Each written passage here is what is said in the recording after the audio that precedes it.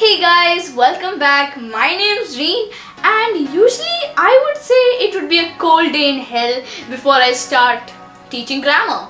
But hell's forecast decided to predict snow of all things. Because look at that, I'm teaching grammar for the second time in a row.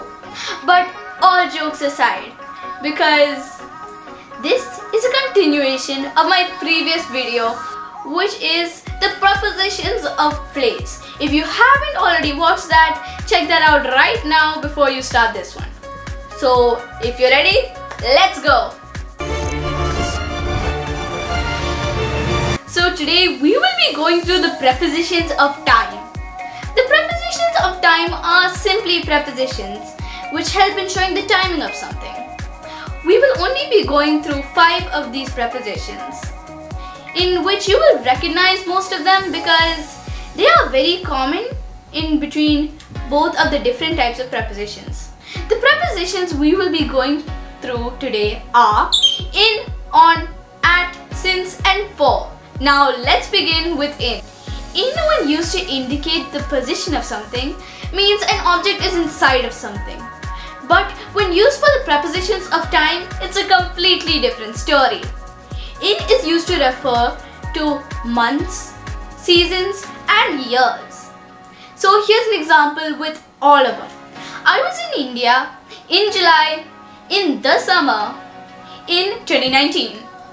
In is used to refer to the time of day, like morning, evening and afternoon.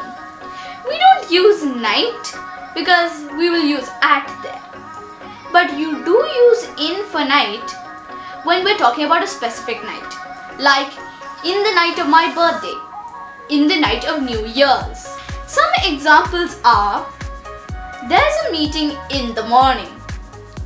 I like to relax in the evening. I will take a nap in the afternoon. We have already seen that in is used to refer to the times of day, but it's also used to refer to the periods of time. Like in the 19th century, that's a period of time. In an era, that's also a period of time. In 3 years, that's a period of time too. So here's an example. I haven't played the violin in 1 year, which is actually really true. It's still the case over there. On, when in regards to place, means an object is on top of something. But when in regards to time, it has 2 different uses. And the first use is the days of the week. So here are a few examples. The store is not open on Sunday. I have an exam on Monday. I went to the park on Tuesday and I don't know what I'm going to do on Wednesday. On is also used to refer to the weekends, but keep in mind this rule is only used specifically for American English.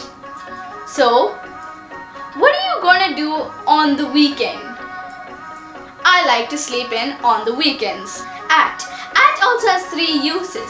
The first use is to talk about a specific time, like at noon, at night and at 6 a.m.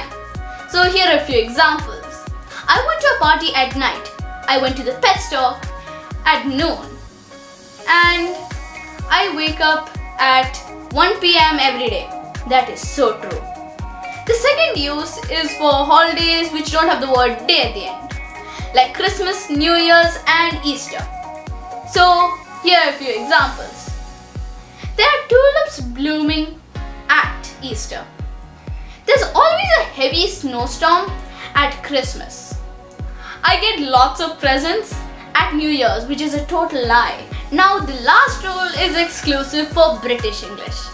Remember when I used on and I said that we use on weekends and that's exclusive for American English? Well, this is the British English version. So we use at the weekend or at weekends. So what are you doing at the weekend? I isolate myself from the world at the weekends. Remember, you don't really have to use at the weekends because only people in Britain use this. And most people around the world use on the weekends. So remember, this is a rule that can be used interchangeably. Since. Since is used when we're talking about a particular action which started in the past and is still going on. So, I've been studying English since 2014 and it's been raining since yesterday. Now the last but not least, for as FOR and not as FOUR.